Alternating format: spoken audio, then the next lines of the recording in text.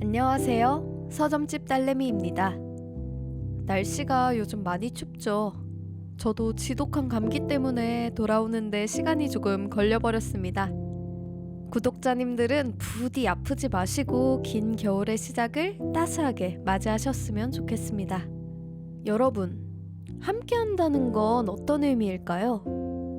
누군가와 함께하는 삶은 행복이 늘어나는 만큼 생활도 함께 늘어나고 또 감정의 결도 더 섬세하게 달라지더라고요. 언젠가 한 번쯤은 이런 생각을 하게 됩니다. 조금 더 가볍게 살 순 없을까? 오늘 여러분께 소개할 책은 바로 그 질문에서 시작된 부부의 이야기입니다. 미니멀리스트 작가 에린남과 그의 남편이 삶을 비우는 것에서 찾은 작고 단단한 행복. 하나보다 가벼운 둘이 되었습니다. 입니다. 이 책은 단순히 물건을 줄이는 이야기가 아니에요. 둘이 함께 살아가면서 서로의 방식과 마음을 조금씩 맞춰가는 과정. 공간에 여백이 생기자 마음에도 여유가 생기고 또 삶이 서서히 제 모양을 찾아가는 과정을 아주 따뜻하게 담고 있어요. 집안을 비우면 신기하게도 우리가 서로에게 건네는 말도 더 가벼워지고 작은 오해나 쌓여있던 피로도 툭 하고 내려놓을 수 있게 되거든요. 혹시 여러분도 지금 누군가와 함께하는 삶을 조금 더 부드럽고 조금 더 편안하게 만들고 싶으신가요? 그렇다면 이 책이 아마 여러분의 마음에도 미니멀한 여백을 만들어줄 것 같습니다. 그럼 이제 에린남 부부가 발견한 가볍게 사랑하는 법 함께 들여다볼까요? 1장 변화의 시작. 함께 비우기. 물건을 처음 줄이기 시작했던 나를 기억한다. 남편은 출근을 했고 평소처럼 나는 집에 혼자 있었다. 우연히 미니멀리스트가 나오는 영상 하나를 보게 되었다. 그때 나는 결혼 생활을 힘들게 하는 집안일로 스트레스를 받고 있던 상황이었다. 영상을 보자마자 가진 물건을 줄이면 집안일에서 조금은 해방될 수 있을 거라는 생각이 들었다. 그때 나는 어떤 고민도 없이 미니멀리스트가 되기로 결심했다. 나는 곧바로 비우기를 실행했다. 당시에는 집안에 물건이 쌓이는 게 너무도 당연했기 때문에 쌓여가는 물건에 딱히 불만이 없었다. 하지만 비우겠다는 결심을 가지고 둘러본 집은 쓸모없는 물건들이 가득하고 답답한 공간처럼 보였다. 앉아있던 자리에서 일어나 눈에 보이는 안 쓰는 물건들을 거침없이 꺼내 거실 중간에 모아두었다. 물건을 찾고 옮기는 일이 쉽진 않았지만 일종의 활력과 설렘이 느껴졌다. 그 맛에 쉬지도 않고 계속 집안을 돌아다니며 비우기를 위한 물건을 찾았다. 처음에는 내 물건들, 그 다음에는 나와 남편이 함께 쓰는 물건들, 마지막으로 남편의 물건들을 살폈는데 비울 물건을 찾는 기준은 같았다. 나에게, 우리에게, 남편에게 필요 없는 것을 찾아내려고 했다. 남편이 지난 1년간 사용하지 않은 것이나 이 집에 이사 온 뒤 2년 반 동안 한 번도 쓰지 않은 물건들이 눈에 보였다. 남편과 많은 시간을 함께 보냈기 때문에 남편이 사용하지 않는 물건쯤은 잘 알고 있었다. 그렇게 한참 동안 물건을 꺼내다 보니 거실 한가운데에 물건이 꽤 쌓였다. 이것들을 치우면 집안이 깨끗해질 거라는 기대감에 또다시 설렜다. 마음 같아서는 당장이라도 내다버리고 싶었지만 남편과 의논할 시간이 필요했다. 여기는 나 혼자 사는 집이 아니고 비우기 위해 모아둔 물건이 전부 내 것은 아니었기 때문이었다. 몇 시간 뒤에 남편이 퇴근해 집에 왔다. 남편은 문을 열자마자 펼쳐진 광경에 당황한 듯했다. 무슨 상황인지 알아차리지 못하는 것 같았다. 나는 남편이 어느 때보다 반가웠다. 빨리 상황을 설명하고 남편과 함께 비우기를 하고 싶어서 마음이 급했다. 남편에게 잘 다녀왔냐며 아주 짧게 인사를 하고 오늘 하루 나에게 일어난 일을 브리핑했다. 남편은 가방만 겨우 내려두고 내가 이끄는 대로 여기저기 끌려다니며 내 이야기를 들었다. 나는 주섬주섬 물건들을 하나씩 꺼내 보여주면서 이 물건이 비우기를 위한 물건이 된 이유에 대해 설명했다. 한쪽에 모아둔 남편의 물건을 보여줄 때는 긴장하기도 했다. 남편이 자기 물건이 비워지는 것을 달가워하지 않을 수도 있었기 때문이다. 남편이 원하지 않는다면 당연히 남편의 물건을 다시 제자리로 되돌려둘 생각이었지만 이왕이면 함께하면 좋겠다는 이기적인 욕심을 가졌다. 자기 물건을 뒤적거리던 남편은 그 물건들을 버려도 괜찮다고 말했다. 나는 그제야 안도의 한숨을 내쉬었다. 남편도 이렇게 비우기에 동참해 주었다. 하지만 남편은 나처럼 하루 만에 큰 고민이나 생각 없이 미니멀리스트가 되진 않았다. 남편이 미니멀리스트로 살겠다는 결심을 한 것은 시간이 조금 지난 이후였다. 남편은 물건이 줄어들면서 전에는 갖지 못한 상쾌한 기분을 자주 느꼈고 우리 생활도 조금 더 수월하게 느꼈다고 한다. 늘어져 있는 물건이 없으니 집안이 쉽게 지저분해지지 않아서 좋다고 말하는 남편은 이제 나보다 더 잘 비워내는 사람이 되었다. 지금까지도 집 안에 물건이 늘지 않도록 감시하는 역할을 하며 우리의 정돈된 일상을 지켜가고 있다. 이 책의 원고를 쓰는 내내 줄이는 삶을 시작한 직후부터 지금까지 우리에게 일어난 일이나 생각들에 대해 남편과 많은 이야기를 나누었다. 그러면서 새로운 사실 몇 가지를 알게 되었다. 남편도 내가 미니멀리스트가 되겠다고 선언한 그날을 또렷하게 기억하고 있었다. 집에 돌아왔을 때 무슨 일이 생긴 줄 알고 깜짝 놀랐고 거실 한가운데에 물건이 널브러져 있는 게 낯설었다고 했다. 남편은 미니멀리즘에 대해 이해하지 못한 상황에서도 내 말을 듣고 선뜻 비우기에 동참했지만 사실은 그 일이 쉽지만은 않았다고 했다. 당시에는 왜 비워야 하는지 이해하기도 어려웠고 그게 어떤 변화를 가져다 줄지도 예상할 수 없었으니 말이다. 어느 정도 예상한 반응이었지만 그 말에 나는 놀라기도 했다.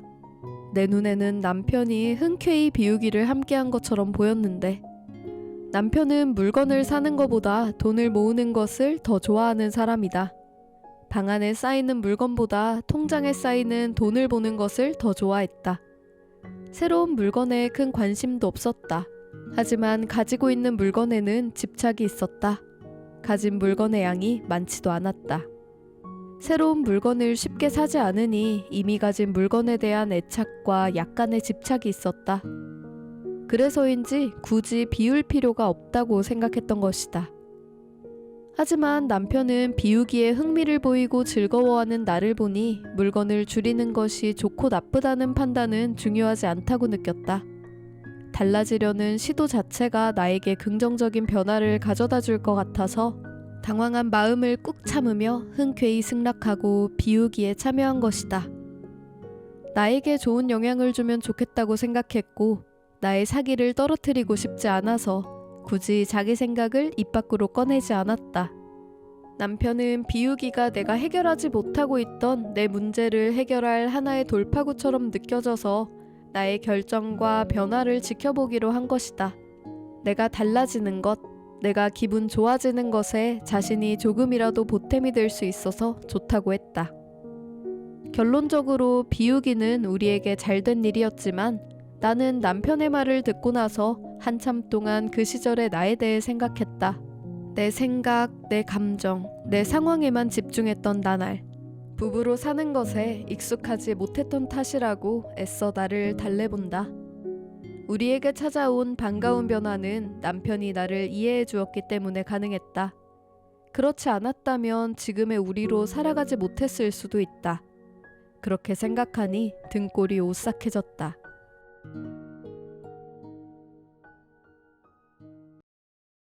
살다 보면 어느 순간 내 방을 마주하는 것만으로도 마음이 버거워질 때가 있습니다. 분명히 물건 하나하나에는 이유가 있었고 추억이 있고 또 나중에 쓰겠지 라는 마음도 있는데 정작 실제로 손이 가는 건 방 안에 한 10% 정도뿐이라는 걸 깨닫는 순간이 오죠. 이사를 앞두고 여러분도 그런 적 있지 않으신가요? 실제 생활에서 쓰는 건 몇 가지뿐인데 서랍은 왜 이렇게 꽉 차 있을까?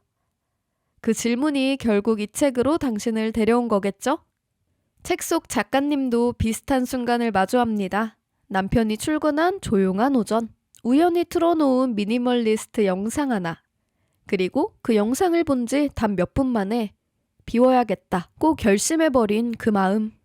저는 그 장면을 읽으면서 정말 묘하게 우리들의 이야기로 겹쳐 보이더라고요. 어수선한 방 앞에서 막막함을 느끼던 그 마음처럼 작가님도 어지러진 집 안이 결국 자신의 마음을 무겁게 하고 있다는 걸 그날에서야 또렷하게 느끼셨던 것 같습니다. 저는 이 대목에서 가장 크게 와닿았던 건 비우기라는 행동 자체보다 그 첫날의 두려움과 용기였어요. 사용하지 않는 물건을 거실 한가운데 쌓아두면서도 이걸 정말 버려도 될까? 또 남편은 뭐라고 할까? 그 마음의 떨림이 글 사이사이에 느껴졌습니다. 작가님이 미니멀리즘을 시작한 이유가 단지 집을 깨끗하게 만들고 싶어서가 아니라 삶을 조금 덜 힘들게 살고 싶어서라는 게 느껴지더라고요. 아마 여러분도 그런 마음이 아닐까요? 이 책은 말합니다. 비우는 건 큰 결심이 아니고 작은 용기의 반복이라고. 완벽하게 비우지 않아도 괜찮고 또 지금처럼 아주 작은 시작이면 충분하다고요. 그리고 아마 그러다 보면 당신의 방에도 또 당신의 마음에도 조금씩 여백이 생겨날 것 같습니다.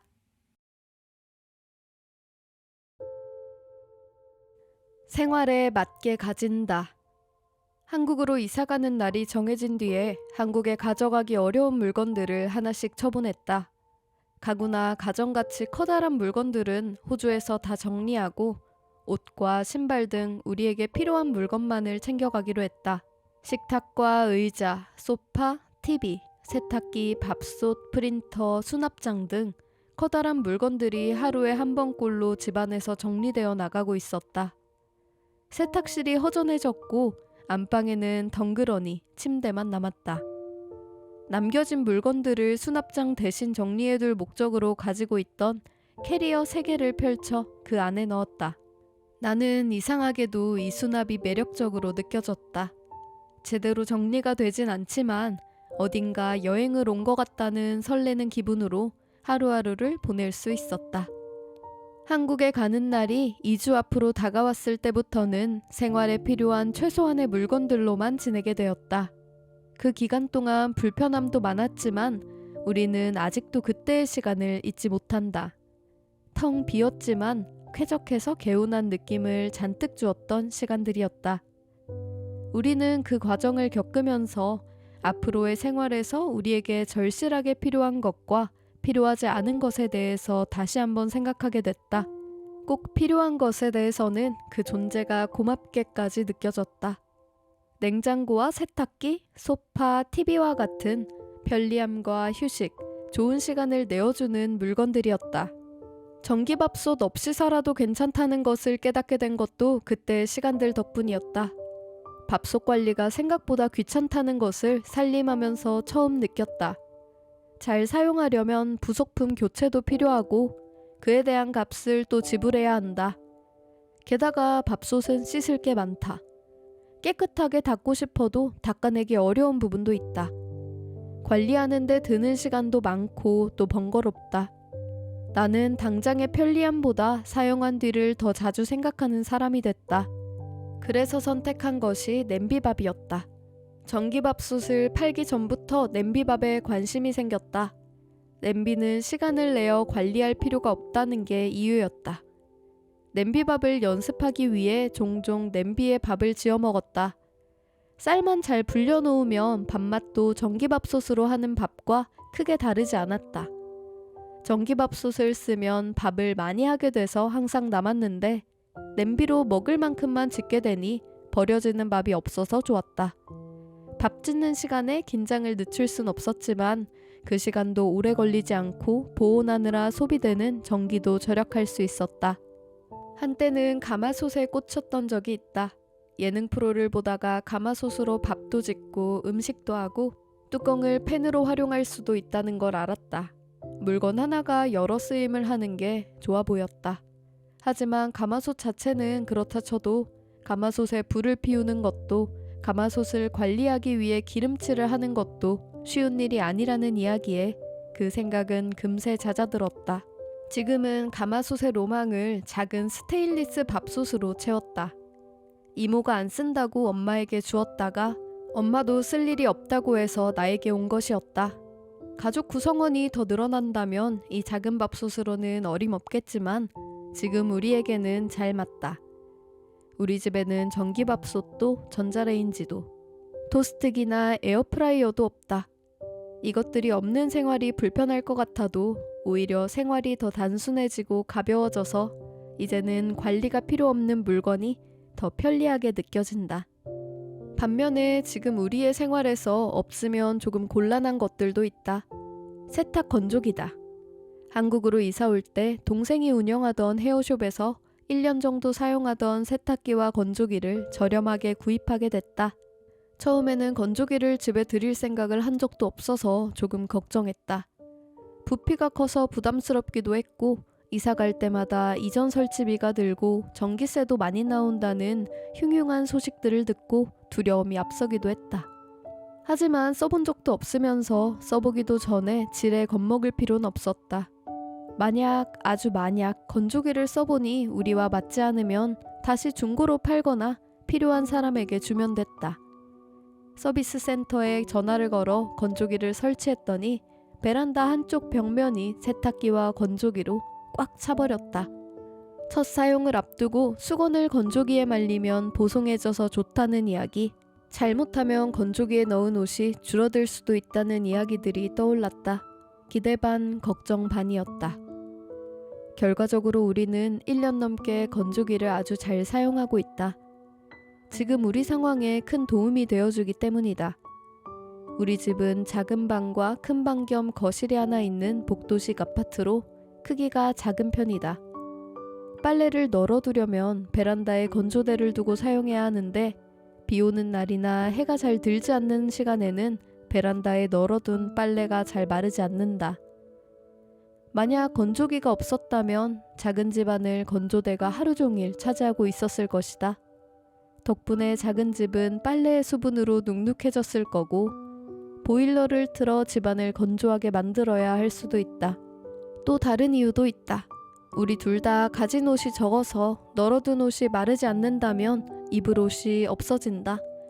내일 당장 입어야 하는 옷이 마르지 않은 채 베란다에 있다면 꽤 곤란해진다. 마당이 있어서 빨래를 해로 바싹 말릴 수 있거나 집이 크고 넓어서 집안 어딘가에 건조대를 두어도 생활에 불편함이 없다면 건조기가 없어도 상관없을 것 같지만 지금 우리 상황에서는 건조기는 꼭 필요한 존재가 되어버렸다. 최소한의 물건으로 살려고 하지만 그럼에도 꼭 필요한 물건들이 있다. 예전에는 필요한 것과 필요하지 않은 것의 기준이 애매했고 다른 사람의 말에 흔들리기도 했다. 하지만 이제는 우리의 생활을 우리 스스로가 누구보다 잘 알고 우리의 생활 철학도 생겨서 쉽게 흔들리지 않는다. 그렇게 우리는 계속해서 우리에게 맞는 생활과 소비를 하려고 한다.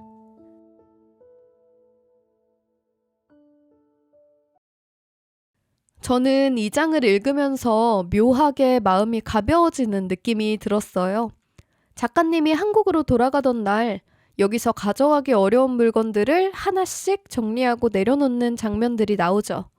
식탁, 의자, 소파, 프린터, 전자레인지 같은 큰 가전들이 하루하루 사라지는데 신기하게도 그 빈 공간이 허전함이 아니라 매력적이라고 느껴졌다고 말합니다.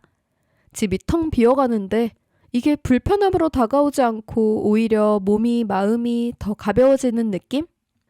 내 삶에 이 물건이 꼭 필요할까? 저는 사실 가전제품을 용도별로 가지고 있으면서 딱 맞게 사용하는 걸 좋아하는 편인데요. 이 부분을 읽으면서 그게 아닐 수도 있겠구나 하는 생각을 했습니다. 제가 필요하다고 생각했던 것들이 사실은 익숙할 뿐이었던 건 아닐까? 없으면 불편할 것 같던 물건들이 덜어내고 나니 오히려 삶이 더 편해진다는 거. 그걸 보면서 깨달았어요. 우리가 버리고 싶어 하면서도 버리지 못하는 이유는 그 물건에 대한 애착 때문이기도 하지만 그 물건이 없어도 내가 잘 살 수 있다는 걸 경험해 본 적이 없어서 그런 게 아닐까. 그래서 미니멀리즘은 큰 목표가 아니라 살아가는 방식을 조금씩 다시 맞추는 일이다 라는 말에 굉장히 공감이 됐습니다. 그리고 이걸 읽고 또 듣고 있는 여러분과 함께 그 첫걸음을 시작한 기분입니다.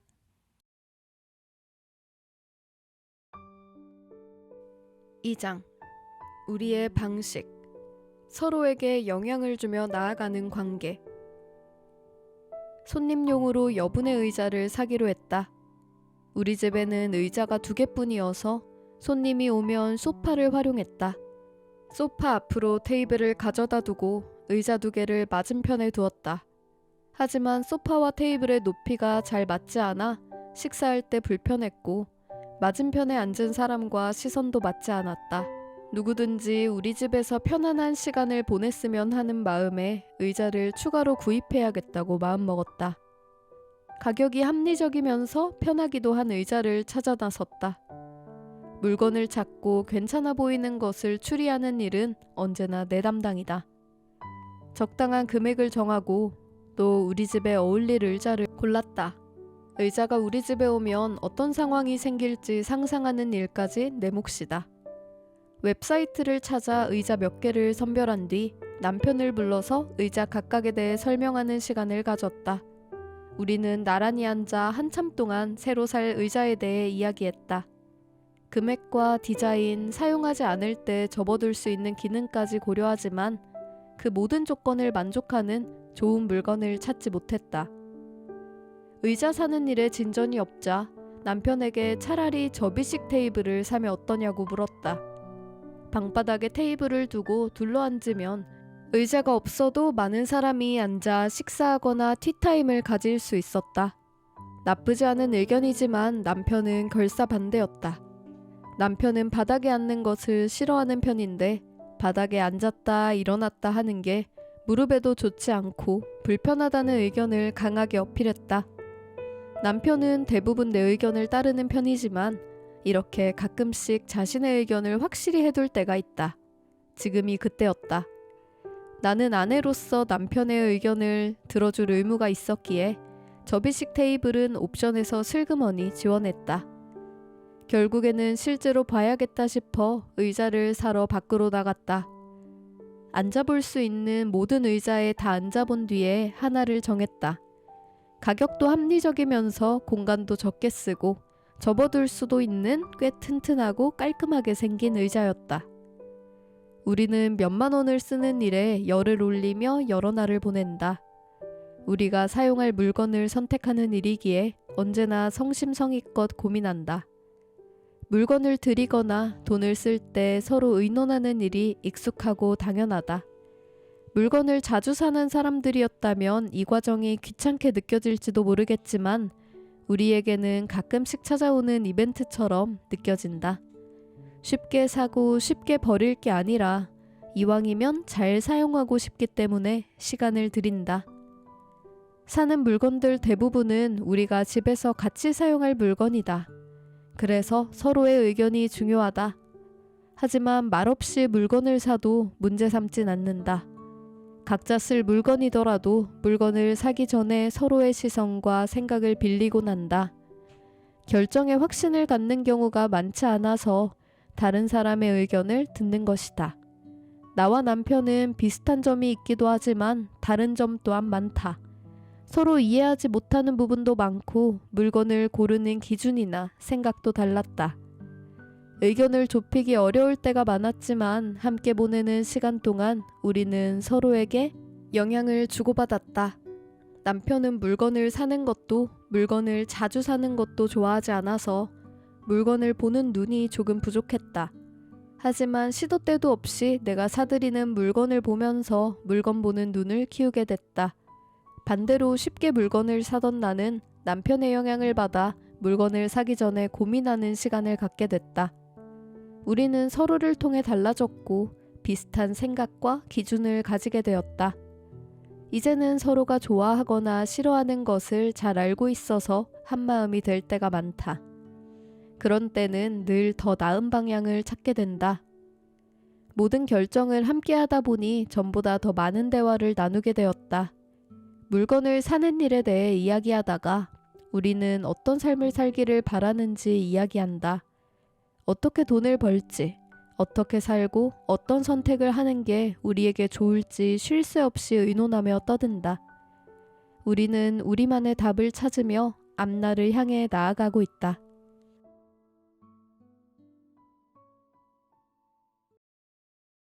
저는 이 장이 읽으면서 유난히 마음이 오래 머물렀던 것 같아요.